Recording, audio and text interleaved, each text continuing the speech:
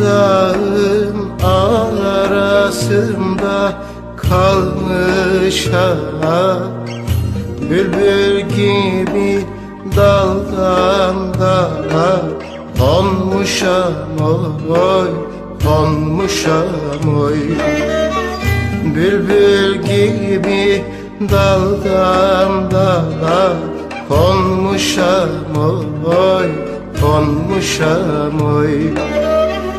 Ne gün görüp ne de murat almışam, ana beni bu zalimler vurdular oy, vurdular oy. Vurdular da alkanlara koydular oy, koydular oy.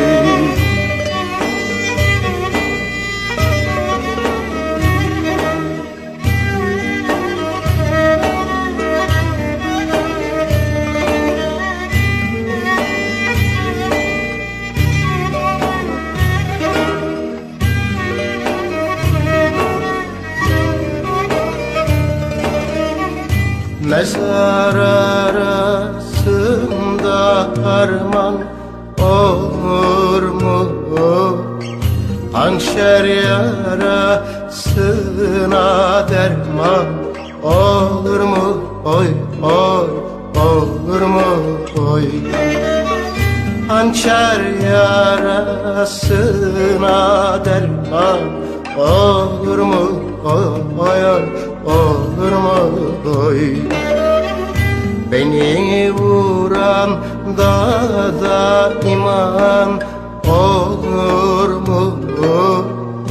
Ana beni bu zalimler vurdular oy oy, vurdular oy. Vurdular da alkanlara koydular oy, koydular oy.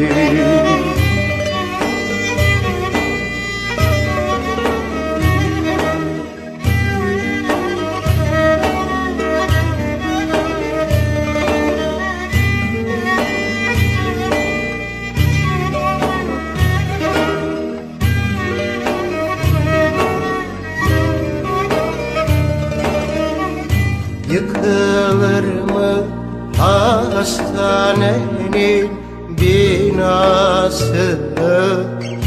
Sağılır mı bu yüreğin yarası oy, yarası oy. Sağılır mı bu yüreğin yarası oy, yarası oy. Ben de hançer, sen de sevda yarası.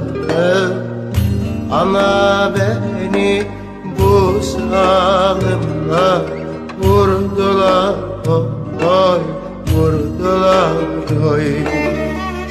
Vurdular da alkanlara koydular oy oy oy, koydular oy. Ana beni bu zalimler vurdular oy.